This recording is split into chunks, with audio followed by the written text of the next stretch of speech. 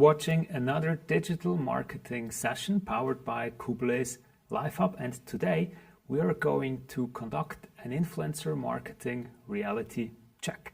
I'm Christoph Hess, and next to me I would like to welcome our guest today. Her name is Larisa Topalo. She's a consultant blogger and, for just moved to Switzerland, a content creator / influencer herself. Welcome, Larisa. Thank you very much for having me here today. I'm excited to be here. As always, you, our live audience, can join the discussion if you're watching on live-hub.ch. On the right-hand side, you can see the live chat. So you can send us your questions and comments, which we will then bring into our discussion here. Now, I just mentioned that we believe it's time for an influencer marketing reality check because many brands have expectations which are too high. Others have expectations which are too low. That's probably why they don't move into this field. Now, let's maybe start with realistic objectives. What do you think, Larisa? What can realistically be achieved with influencer marketing?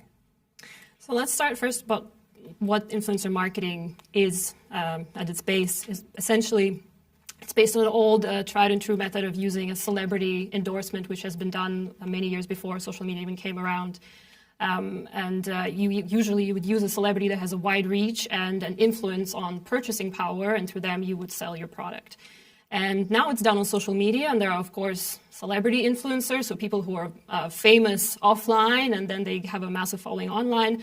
But today, we'll talk about the regular people who just started talking about a particular topic on social media and built an impressive audience because the audience likes the way they communicate, they trust their opinion, they think they have a know-how, and essentially they become an expert in the field and a thought leader and an influencer. And so you as a brand would use their channel to promote, if they have your target audience, to promote your product or service.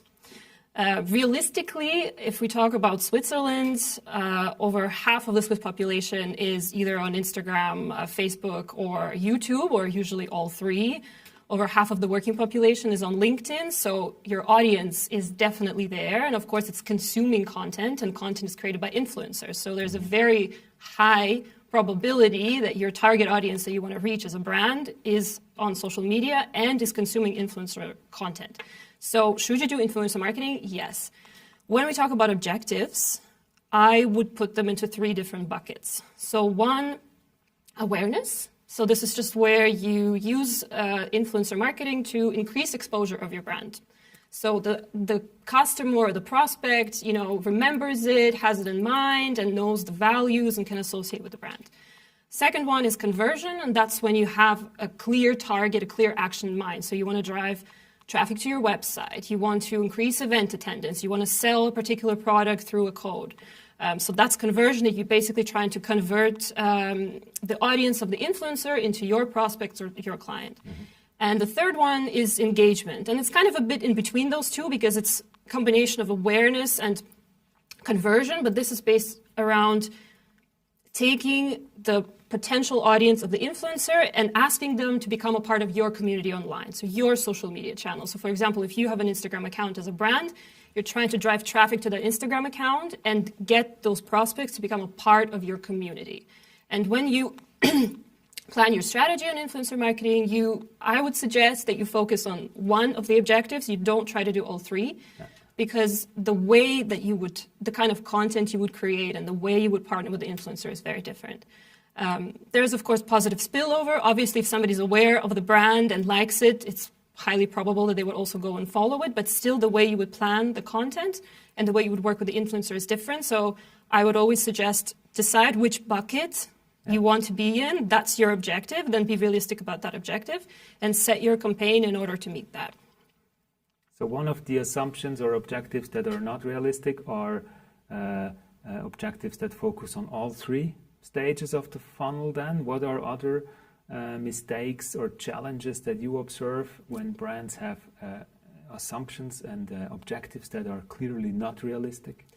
I think brands definitely over-index on the number of followers. So there's an assumption that if the influencer has a large following, that large following will directly then go over to the brand. And of course, that's not true.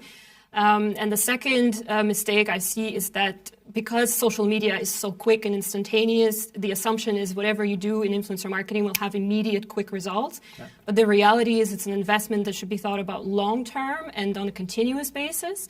Because sometimes, of course, if you really think about conversion, you will see some results immediately. But usually there's kind of nice results throughout the year, so you shouldn't expect that something just happens like this.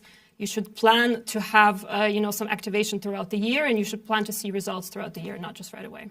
Yeah, I think that's what you described nicely with the conversion funnel that starts with awareness, and then over time there are conversion results. Yeah. We actually have a first question here from Robert about... Okay, he's already using one of the influencer types, corporate thought leaders or corporate influencers. I think we can discuss this role in more detail afterwards. But he asks regarding conversion goals, whether such influencers who are representing a company, who are, for example, client advisors at an insurance company, are those influencers more successful when it comes to the third stage of the conversion funnel, or what do you think? So conversion depends on the audience that the influencer has and how much of that audience is a target fit to your brand goals. So if you think, that you have a corporate influencer, but his audience or his or her audience is smaller or not, specifically interested in one topic or another as much as a completely external influencer, then it's clear. If the question is about whether a corporate influencer is trusted more than, an influencer that is not associated with the company, that depends. Because it depends on the way you approach the product, right? Because an influencer that is, let's say, an Instagram influencer, they are showing the consumer what it's like to be the consumer of the product. So they're aligning with the consumer, with the prospect. They're saying, look, I'm using this or I'm doing this. This is how it would be for you to use or do this as well. That's a different approach from when you are a corporate influencer. You're essentially in a sales role. So that's just a very good salesperson, but it's a different approach than like an external influencer. So for me, they're different buckets and different strategies. Yes, I think good point. Yeah. And maybe let's continue our discussion here about different influencer types. So corporate influencers, it's one of those perhaps also buzzwords that we often hear. Micro-influencer, another influencer type. What do you think about this definition and the sort of the potential of small influencers who perhaps might not even call themselves I'm an influencer yet? So the thing about micro-influencers, we have to remember that social media marketing and influencer marketing is at like a ripe old age of 5 years now. So it's been around for a long time. And in the beginning, when everybody started at the same time, the influencers that had the most following, it was more natural that they're, let's say, the better ones, because they're obviously able to connect with the audience better, they're able to grow. And that's why you would look at the follower count, and then you would know that would be a signal to you, okay, that's a great influencer to partner with. Now, social media has been around for a long time, Instagram has been around for a long time, so there are a lot of influencers who started just a year ago or 2 years ago, so they will not have this huge number of followers, like 1 million or 500,000, 200, 100,000, but they still have really good quality content, a really great audience, a really good connection with the audience. And you shouldn't disregard them just because they don't have this really high follower number. And that's why in the last couple of years, you see that companies are starting to understand that micro-influencers also have value, and we're starting to look less, at the overall number of followers and actually at the quality of the content and the blogger. So that's on micro-influencers, and I think especially if you're a brand, of course, and we can get into this later, but you have certain geographic or demographic audience that you want to reach. And sometimes somebody with 100,000 followers only has 5% audience in Switzerland if you're trying to reach Switzerland, but somebody with 20,000 followers has 50% of their audience in Switzerland. So when you do the calculation in numbers, it makes sense to partner with both or either, but you should definitely not disregard the micro-influencer. So that's something you need to keep in mind. Now, the corporate influencers, I love this topic because I think this is going to be a big trend. I think it's starting now. So if you don't have a corporate influencer strategy, you need to start thinking about it now. A corporate influencer is essentially like an in-house influencer. That's how I would think of it. It's an internal influencer. It's somebody who works for the company or the brand and is publicly talking about it. I think now most of the time people think about LinkedIn when they think about corporate influencers, but there's also Twitter. I think there's also Clubhouse. But let's say if we focus on LinkedIn, and it doesn't even need to be a very senior person. I think that's a very big misconception that it has to be the CEO or CXO. It doesn't, because a lot of client-facing people or mid-level management, they're sitting in a very interesting expertise area. They have access to the content, and because they have a lot of interaction with potential clients, they know what kind of information prospects or clients are looking for. So they're actually the best positioned people in your company, employees, to be the corporate influencer for your brand. Yeah. There's another influencer role here, or here it's a very industry-specific role that's mentioned in a question, a gaming influencer. If we look at industries now and industry differences, what do you think about the gaming industry? And in this case, the question is whether that's a serious career path. I cannot speak with a lot of authority on the gaming influencer career part. I'm very bad at online gaming, but I do see that I think you can be an influencer in any industry now, because we are all on social media, and because as a person we're interested in everything. We all, you can be an influencer in services industry, in roofing, in tiling, in chocolates, in gaming, in tennis, in anything. So there's no restriction on, as long as you're very passionate about the topic, you create cool content. There are people all over the world who are passionate about it, and if they find you, they will follow you. So if you're good at it, it can be a very serious profession that you have influence and an income, and it can be a cool job. So I hope that answers the question. But yeah, so maybe you first start with another job to support your career choice in this case, and maybe over time that develops. Yes, yeah, I think. That's like a whole other discussion about what it's like to be, a standalone blogger versus doing it part-time. But I would definitely recommend starting doing it part-time, because people usually don't or underestimate how much effort it takes to manage a huge community, how much effort you have to put in to create content, how much time it takes, especially with the algorithms these days. Yeah. You're just forced to create content all the time. And it's a lot of time pressure, and some people handle it really well and they love it, and others get very tired after a while and you have to be hyper organized.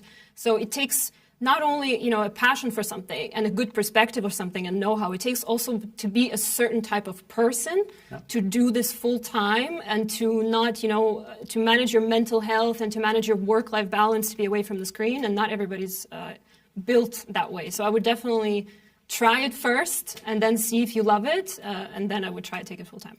And I believe that's what you learned over time building up Just Move to Switzerland. Yes, definitely. And it took me, I did it full time in a full-time corporate role, and after work, every weeknight and every weekend was building the blog. And so for a good 2.5 years or 3 years, I was working constantly. I was working all the time, and that's a sacrifice that you make, in order to build up and grow in the beginning. And it was very interesting, wearing a corporate hat by day and then a blogger hat by night, and they're very different worlds. But it took me time, and I would never have decided to just start the blog and just go with that. So it takes time to get into your groove and decide if you want to do it full time. And it was always called Just Move to Switzerland, and it was always this idea, this core message sort of, or did you try different directions, different ideas initially? No, so I moved to Switzerland 4 years ago, and I was all alone. I didn't know very many people here, and I'm obviously a communication, social media person by training, so this is what I do.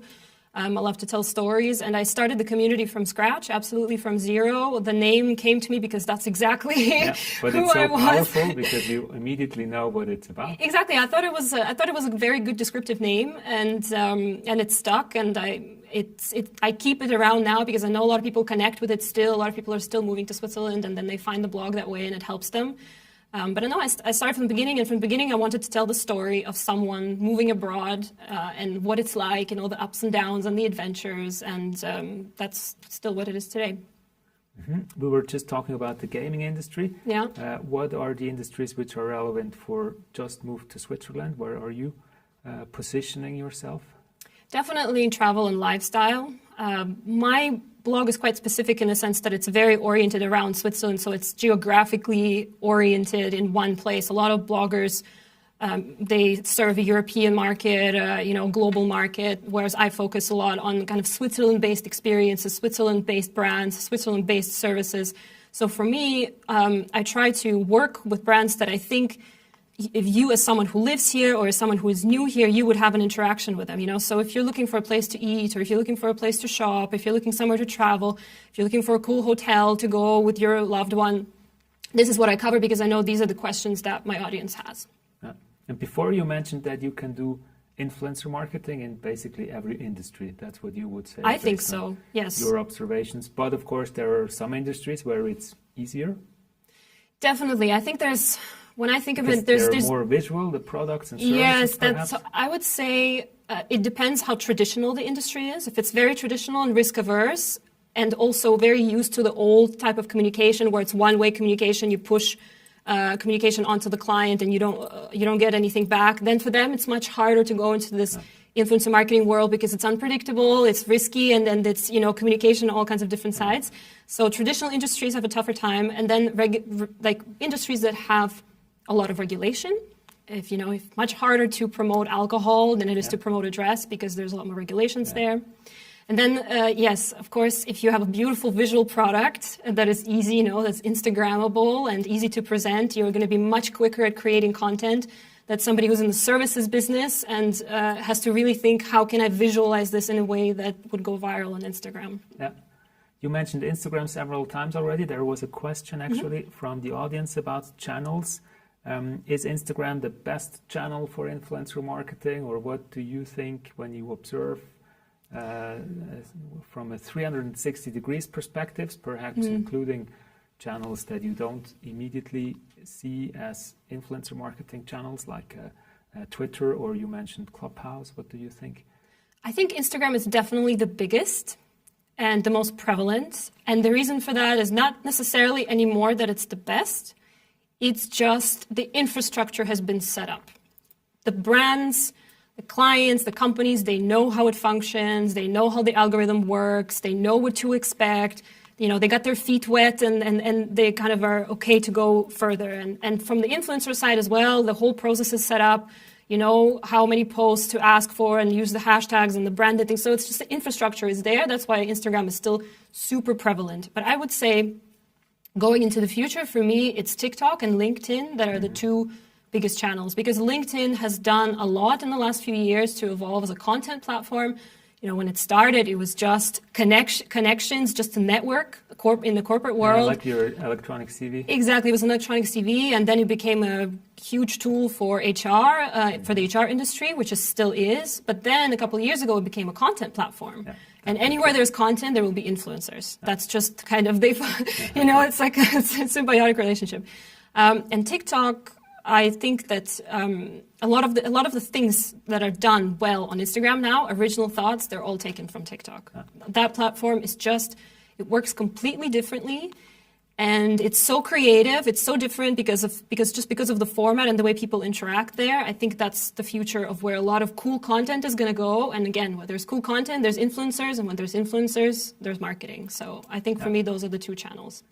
And the blog is also something every influencer should run, because that's where he or she is at home, that's your domain, or what do you think? Yeah, I'm very pro having a digital presence, and for everybody it's different. You don't have to have an exhaustive website. You can have, focus on something particular, and you can decide kind of how you format it, but it is your own channel. You don't depend on an algorithm.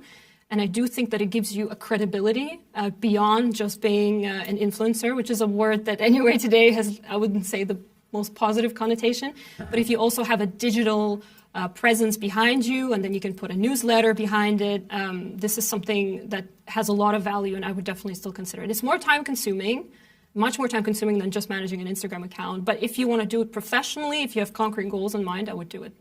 Do you prefer content creator to describe what you're doing instead of influencer? I would say either blogger or content creator, definitely. Yeah, I mean, influencer it's a media word, and when you say it, everyone immediately knows what you mean. But I found that sometimes when you say the word influencer, people have in mind, just a girl taking a selfie, and they think it's a much simpler and easier process than it really is. When you say blogger or content creator, then there's an action behind it. Like this person has to do something in order to have this audience. So I prefer those words personally. Now, there was another question about the number of influencer collaborations you can run. I think the question also refers to maybe interferences between brands, competitors that all of a sudden appear together on your Instagram account. What do you think regards with regards to this question, and maybe with regard to this challenge of running an influencer marketing business then? That's definitely a challenge, and the best way to combat that is to have to choose ambassadors, to have influencers as your ambassadors, and to have a more long-term relationship with them. So if you have a long-term relationship over a year or two, and you say already, we're going to book you for several posts in advance, then you can have an exclusivity clause, and then you know that they're not working with other brands. So that's the easiest way to do that. Most contracts I see now, they always have an exclusivity clause, and they say this campaign is going to run for at least 6 months, and you cannot work with any competitor in the meantime. And then it's up to the influencer to decide, if they loved working with this brand and they want to go back to working with this brand, they will probably say no to competitors for a while to work with the brand again. Okay. Yeah. Good to know. Now, speaking of industries and collaborations, there is a question about maybe what's part of the collaboration then? What are you in such a contract? What are you selling? What is the brand getting? How is such a collaboration structured?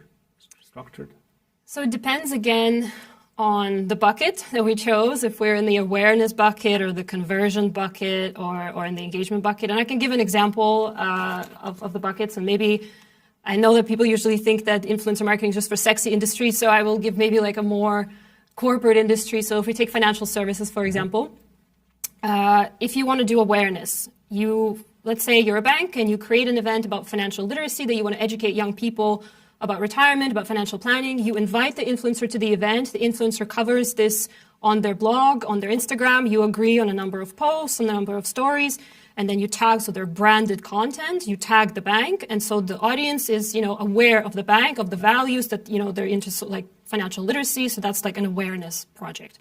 Then if you think about conversion, let's say you're a bank that came up with a new app or a new account. I think Credit Suisse did this a while back.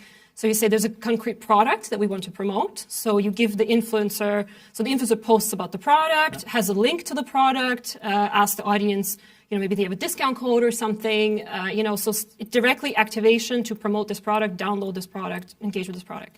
And on the engagement side, if you're just trying to generate community for the bank, maybe you say on the bank's social media, they're having a 1 week long education series and Q&As with experts where you can ask any questions about financial planning. And you as an influencer would then make a post and say, I really believe in this topic and they're doing great education. Head over to their social media, follow them, engage with them, So that's like a very rough example of 3 different ways. And then you decide, what did the posts look like? How many posts? What do you say in the copy? What are the visuals? So it's a full marketing brief that an influencer receives, what kind of output is expected and when, and timelines, and then on reporting. Mm-hmm. It's a much more regulated and detailed process than you would think just from seeing one post. Yes, and I think it's interesting to see to understand what's happening behind the scenes. There's a question from Martin about influencers are mostly young. It's something that if you have to define an influencer, you say it's a young person who knows how to use social media. Now his question is about older influencers, perhaps also for older target groups. The ones you just mentioned, maybe this bank has older target groups in mind. Do you think that's also a realistic objective for influencer marketing? So I mean, at the very essence of it, you would look at the insights of the influencer and you would see how many, what is the percentage of their audience that is in your target group.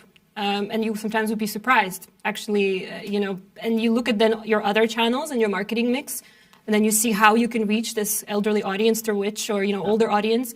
And you decide if if this particular blog or influencer is better than a newspaper or an ad on the tram or, a radio or something like this.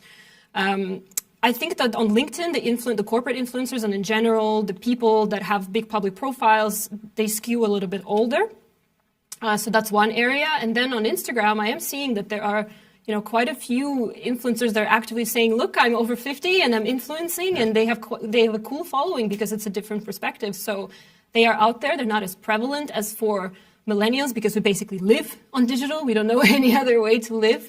But deciding whether you should go the influencer route for an older audience will basically just depend on what other channels you have in mind and which one has the better reach. Mm-hmm. So you just described this process of finding the right influencer. You check their follower statistics. Are there other criteria which you think are important when it comes to doing research, doing evaluation, when you don't know yet which is the right influencer for your objective? So I would say when you choose an influencer, there are two things that need to fit. There's the quantitative fit, and this is the number of followers, the demographics, the geographic breakdown, their engagement rates, how many people comment. So that's numbers. And this is something that, there are tools now that you can use. You can search online, and something that's also kind of visible if you just look at the channel. Or I think you can ask the influencer directly. You can, he or she... definitely. So I think I think a lot of brands, they kind of first search, and then they filter by industry and whatever, and then you narrow down the list, and you go to the influencer and you say, please provide your insights, your marketing kit, and so on and so. The second thing that needs to happen, this is the harder thing, this is the qualitative fit. And this is the fit of whether the tone of voice, the visual language, the interaction with the audience is a fit with your brand and the way you interact with the audience, the way you want your product to be presented. Reputationally, is this going to be an advantage for you or a disadvantage? And this is something that a tool cannot provide yet. This is something that you really have to go through the account and see the way the interaction with audience is, and see what kind of visual language they have, what are the stories like. This takes a longer amount of time, but I would say the qualitative part is much more important. Because if you're just going after numbers, you could also just do an ad. You don't need to go through another person. You don't need to do an influencer marketing if you're just going after the numbers. The advantage of the influencer is that they have this community, they have this voice, they have this recommendation, they add this halo to the product. So it's the qualitative fit that really needs to work, and that's the important part when you choose one.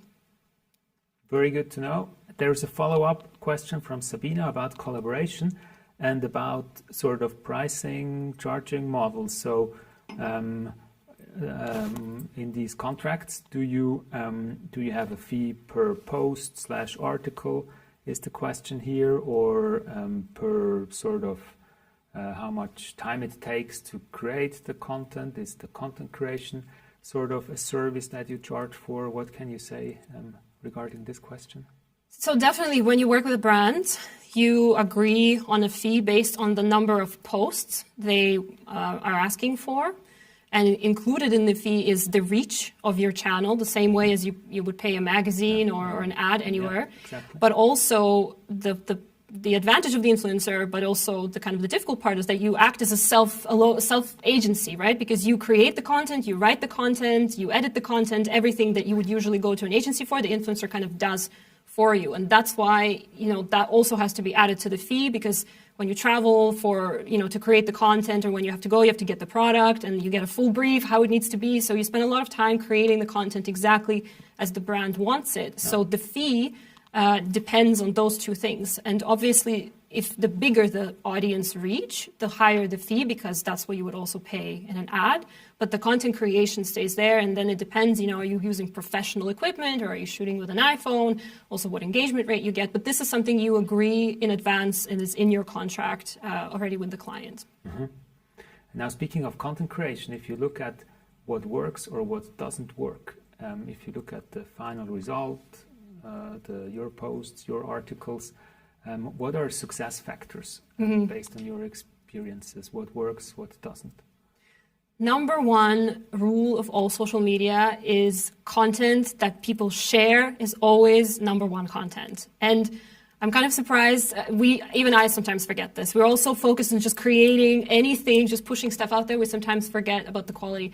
And we have to remember that social media is always a conversation between people, and people are sending content to each other. And the platform, when they see, oh, not only did this content resonate with this person, they actually send it to someone else, which means they also brought that person into the platform, which is what the platforms want to do. They want to keep us on there. So of course, they're going to, the algorithm is going to bump up that post. It's going to go viral. It's going to be successful. Your engagement rate goes up. So you always have to think from the perspective of, would this be something so useful, so inspiring, so interesting that somebody would want to share it? That's number one. From an influencer marketing perspective, as a brand, two things: the content has to be, like the branded content needs to be authentic to the influencer platform. So cannot stand out so much visually and textually that it looks like a clear ad, because then that misses the point of the collaboration. And the second thing is, it's great if you can give your audience as an influencer an insight into the brand that they cannot find anywhere else. A tidbit, a history, maybe you go behind the scenes, you show something, how the product is made, whatever it is, because this is quality content that they cannot find on the brand's website or on the brand's channels. It's unique, it's insightful, and that makes the collaboration more successful. And I guess the last one is, if you can make it a video, then make it a video. Yeah. Good point. Even a live video. Even a live video, yeah.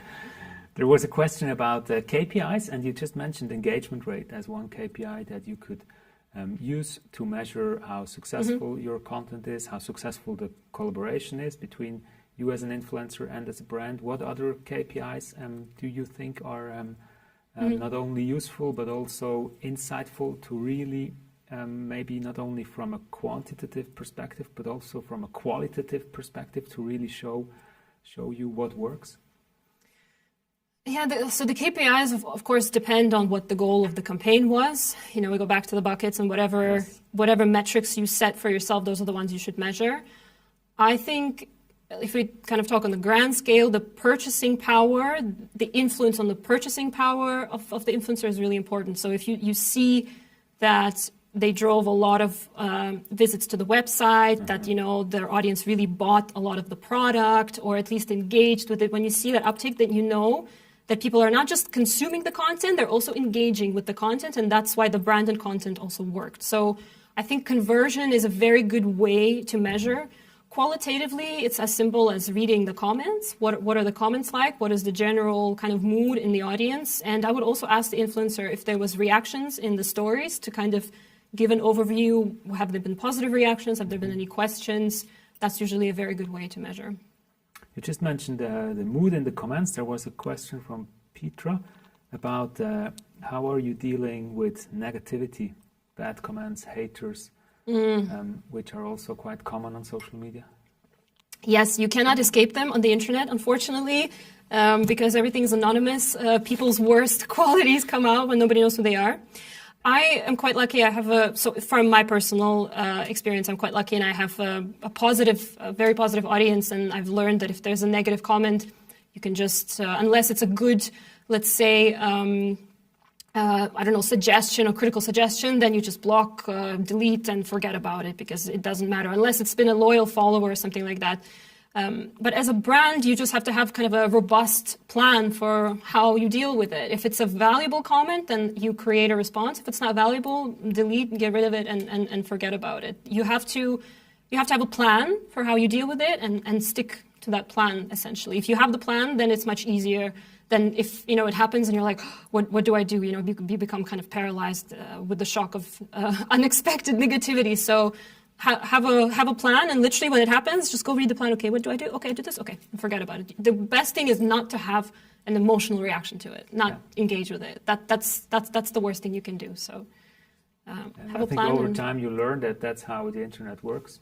It's really not just you, but in general, such conversations take place. You do, and you realize that actually the bigger you grow, the higher the likelihood that there will be negative comments. Because at the beginning, you have a small, dedicated audience, and They're all there, not because they're like, oh, I passed by and looks like a big influencer, maybe I'll follow. They're there because they genuinely want to follow, because you're very small. The bigger you become, the more there's kind of like random people following you just to see. And then if they don't like something, they're like, oh, I don't like this. And so this is something that the bigger you grow, the more you have to deal with. But then once you know this, and you know every single blogger, every single one at one point or another gets negative messages.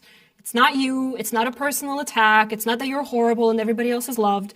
It's like a universal internet thing, and that's just how it is. It's like, it's part of the job. That's the negative side of the job, and just like any job, you just deal with it. It's part of the influencer marketing reality. It is. Now, perhaps over the last 18 months, the global pandemic was perhaps the most rigorous influencer marketing reality check in its history. Yeah.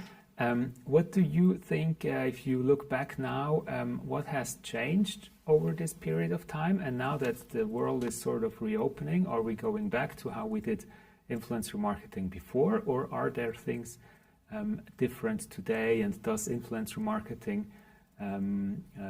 influencers need to adapt, both influencers and brands as well? 2020 was a scary year on social media, I would say, especially the spring, between March and June. It was a minefield. You were scared to say anything, anything that you post something positive and people would say, why are you posting something positive? The world is negative. You post something negative, people will say, we have enough negativity. So it was like a very difficult place where you would literally tippy-toe as an influencer, as a brand. Anybody who had a public social media profile had to be very careful. So because of this, of course, everything got put on ice. All the influencer marketing, PR events, everything was absolutely canceled. It was dead in the water. It was not happening. But then when the summer came, everything started to open up. The whole process became a bit more positive again. I saw a lot of influencer collaborations that were packed in to the summer. I think there was also the sentiment of like, we need to do this now before, the next wave comes. So I found that summer was a very busy time and a lot of budgets got pushed through. Then it kind of mirrored again the wave, everything closed, semi-lockdown again, the projects were kind of canceled. And I think now it's coming alive again. And one trend, of course, is that everything has become much more localized because the borders are closed. Of course. Everybody's looking for a local audience, wants to market to a local audience. So it was a good time to grow. If you're a small local blog with a local audience, you were very much in demand. And I think this brand is going to stay, this trend rather will stay for a little while until we're fully open. Regarding trends, there's another question from Petra about what comes next. You already mentioned that you believe that LinkedIn is going to be bigger and more important for influencer marketing. What else do you expect in the future? Videos. I think we've been saying this for a long time, so this is not new. But the way the videos are done now, it's very different from how they were done before. They're very quick editing, very short, 10, 15 seconds. TikTok style. And the other trend is really, there was for a long time, and I think it was also kind of a negative image for Instagram at the end, that everything is hyper curated. Everything is hyper staged. Everything is perfect. And I think this trend is dying out a little bit. The classic influencer image of, you're with the breakfast on the balcony and the perfect, setup and everything. It's still there. It's never going to go away. But now there's a little bit more towards more authentic lifestyle, speaking directly to the audience. And videos that we're talking about, they're kind of focused on aesthetic. They're focused on like everyday lifestyle. They're not as perfectly curated as they were before. So I think it's video, it's authenticity, it's talking directly to the audience much more than it was before. That's where it's going to go. What do you think about social audio, not only Clubhouse, but also audio features that are now coming to Twitter and Instagram and Facebook and many other platforms, perhaps? I was actually very hesitant about even, let's say, podcasts a while back, but I think that I do think that they have a lot of value, and I think they're going to grow. They've been growing for a while. I think Clubhouse, we had a quick chat about this. I'm not sure how it's going to evolve because we really needed it when we were locked down, and now that we can all go out again and have in-person events, and we've been craving for that, I think it's going to be a bit of a plateau on Clubhouse now. I still think that the visual elements, so Instagram is a visual channel, so visual elements will always win out over, an audio element or a textual element. LinkedIn is a bit more of a textual channel, so people actually read captions, they comment much more than they would on Instagram, and because the content on LinkedIn is not as visually oriented. It's more about the message and what you say. So there maybe the audio, because it's focused on the message, I could see that it's more successful. But yeah, remains to be seen. There's one more question about the future, artificial intelligence. Petra asks whether artificial intelligence will be influencer material, or do you are you actually afraid of being replaced by some artificial influencer intelligence, sort of? I think maybe artificial intelligence will be used to figure out that qualitative fit, that you can't do yet. So that would be very cool, because that is a very time-consuming job for a social media manager or an agency to figure that out. Do I worry about being replaced? No, I think it would be an AI influencer would be a very different influencer from a real person influencer.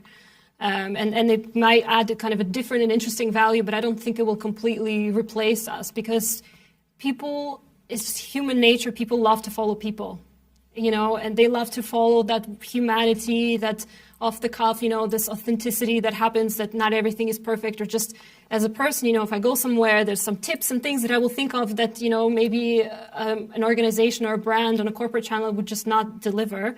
So I think an AI maybe will be like a cool kitsch, thing to follow, but it's in a different bucket from a real life person influencer. Absolutely. And then there's one more question from Ricarda about what topics you like about influencer marketing, or maybe that's also a question about sort of what yourself, what are you following, sort of what are you curious about when you look at what's happening around you on social media? I think that so each generation, we kind of grow up with a certain channel, and then we are living on that channel, so I grew up with Instagram, and so I know Instagram very well. And then once you're in that channel, you're less hesitant to then go out. You're like, oh, TikTok is for the kids. I'm too old for that. And the very important thing is to always go in and dip your toes and enter those other channels, because that's the future. If you say, no, I'm too old for this, you're going to miss the boat. So I'm very focused on listening and being a part of those other channels. I started a TikTok already a year ago. And I love to listen there, because the people are so creative. It's such a different way of delivering content. So I would say download the TikTok app. Yeah. It's very quick at figuring out your preferences. It's not based on social networks, so it's not going to ask you to add your friends or find your friends. It's completely based on your interests. And so it hooks you in very quickly, because it's tailored to what you like. Go there and see how creative the content is, because whatever you're seeing on TikTok now, that's going to appear in influencer marketing, in a year or so, or 6 months on other channels. So that would be my biggest advice. Yeah. At the end of these conversations, I always ask the guests here what else they can recommend when it comes to inspiration, information, sources that they recommend to follow, listen to, watch, maybe YouTube channels, because we always imagine that if someone watched the discussion today and he or she asks himself, what is Larisa listening, watching, consuming, what else can you recommend apart from using TikTok? So that's the thing. I think when you're a content creator, you don't spend as much time consuming content, because you just don't have time. You're so focused on creating it. So I think people will be surprised how much less content I consume than they would think, because I'm on digital so much. I would say from a brand perspective, from a corporate perspective, if you want to see a company that does it really well, and I have talked about it before, it's Ellevest. So this is a US company focused on giving investment advice to women specifically. And they have a fantastic thought leader on LinkedIn, Sally Krawcheck. She's got millions of followers, and she's doing the whole LinkedIn corporate influencer really, really well. They've got a really cool Instagram account. They've got a really cool TikTok account. And the reason I love to follow them and I recommend them is because they're doing the right strategy. They're using each channel differently and giving useful, interesting content on each channel differently. So they've got great followings. So if you're a brand who's like, okay, how do I do this? Yes. I would look at what they do. Because they're doing it really, really well. And they're doing just digital marketing. They're just on social media marketing. They're not doing any kind of traditional, and they've grown like crazy. And it's a very successful brand. So I would check them out. Very interesting. Thank you very much. Thank you for your insights. I think we learned at least 3 things today. First, you described very nicely these 3 buckets, the conversion funnel, starting with awareness, engagement in between, and in the end, the conversion stage. Secondly, you mentioned that sort of influencer marketing becomes a bit less perfect. Maybe that's also what makes it a bit more interesting, more authentic. And you mentioned that video is not just a trend, it's just it makes your content mix more interesting. You described how as an influencer you come across more naturally, perhaps, in general with visual content. Thank you very much also for the questions from our audience via the live chat. This series, of course, continues. As always, you will find more information about the guests and topics for the next sessions on Kuble's social media channels. See you soon, and bye for now.